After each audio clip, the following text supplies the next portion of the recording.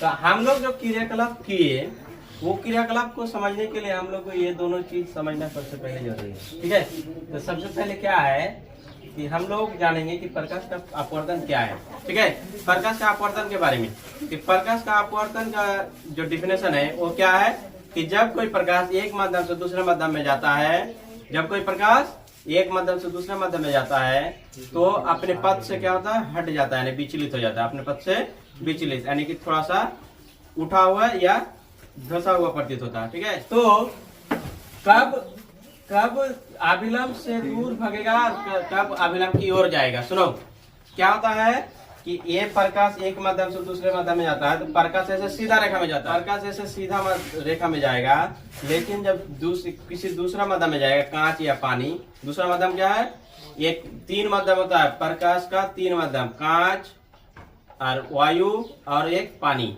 तो जब एक माध्यम से दूसरा माध्यम में, एक माध्यम में सीधा रेखा ही जाएगा, सीधा सरल रेखा में चलता है प्रकाश, हम लोग जानते हैं कि सरल रेखा में चलता है। जब एक माध्यम से दूसरे माध्यम में जाएगा तो अभिलंब से दूर क्या होगा, अभिलंब से दूर भागेगा या तो अभिलंब की ओर मुड़ जाएगा। ठीक है, जैसे यहाँ पर तो हम लोग कब पता करेंगे कब अभिलंब की ओर मुड़ेगा, कब अभिलंब से दूर भागेगा। ठीक है, तो सबसे पहले कि जब प्रकाश विरल माध्यम से सघन माध्यम में जाता है, जब प्रकाश विरल से सघन माध्यम में जाता है तो अभिलंब की ओर मुड़ता है। यानी कि यहाँ पर ये बात कि ये विरल माध्यम लिए, विरल माध्यम मतलब विरल और सघन दो चीज होता है। विरल कब है, तो विरल है जब घना, जो घना चीज रहेगा वो होता है सघन, और जो उससे कम घना होता है वो है विरल।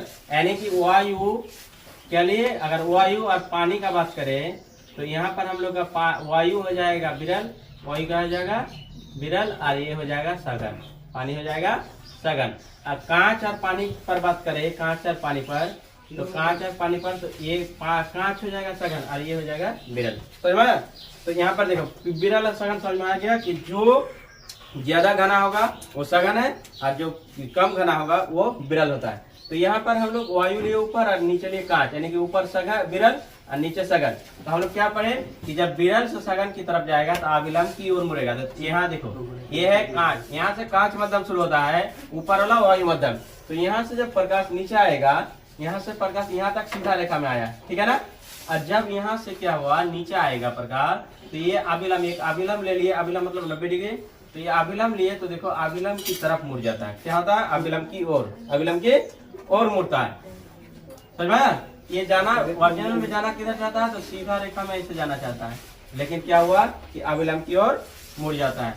तो जब विरल माध्यम से सघन माध्यम में आता है तो हम लोग क्या याद रखेंगे कि अभिलंब की ओर मुड़ता है। ठीक है।